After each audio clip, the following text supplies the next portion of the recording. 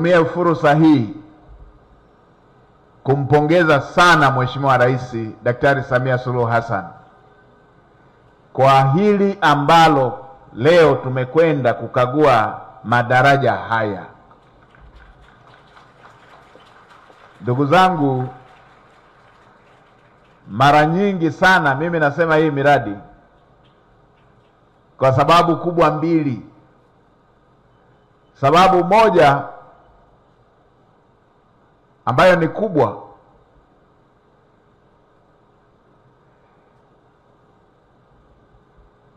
najua jinsi Watanzania wanavyopata shida panapokuwa na matatizo ya miundombinu kama ilivyokuwa madaraja haya hapa,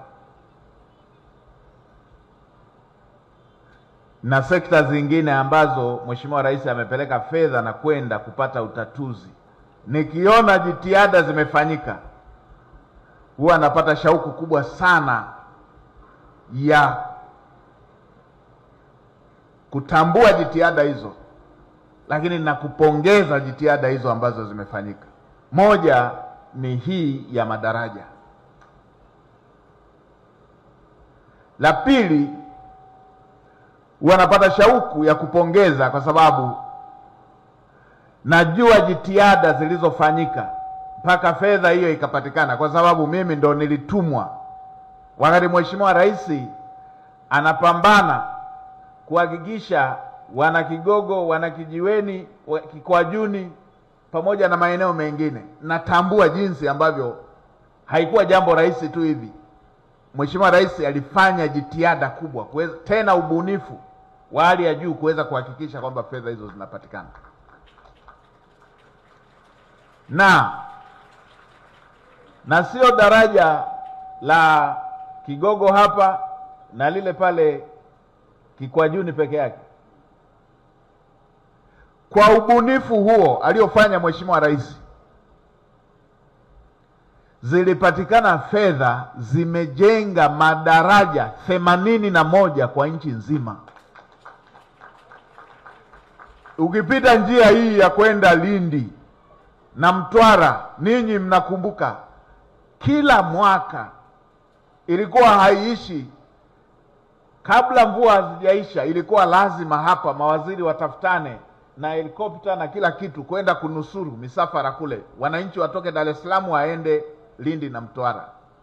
Palikuwa panakuwa kisiwa. Mtwara na Lindi zilikuwa zinatengwa, zinakaa upande wao kule.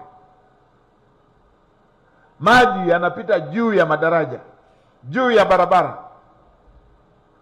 na kwenyewe kama ambavyo Mheshimiwa waziri wetu ametuambia hapa kwamba madaraja ya Kigogo na pale tulipoanzia ni madaraja ambayo yametolewa kwenye usawa wa ardhi yakajengwa kiwango cha ghorofa ya 3. Hivyo hivyo yamefanyika na barabara ya kuelekea Lindi na Mtwara. Juzi nilikagua daraja kule Katavi, wapi panaitwa Starike pale, daraja la aina hii. Lakini nilikagua pia madaraja mengine ya aina hii, kwa ujumla yako 81. Nini Mheshimiwa Rais alifanya?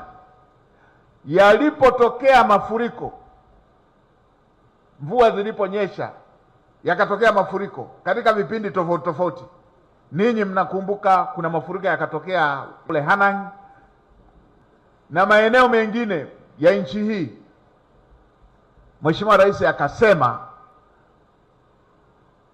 watafutwa wataalamu watengeneze andiko la kupata fedha za dharura za kukabiliana na mafuriko.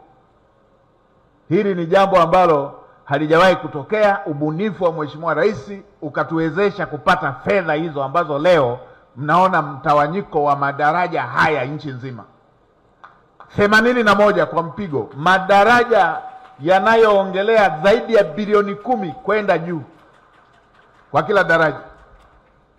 Huu ni ubunifu, lakini pia ni uongozi unaoacha alama, unaotatua matatizo.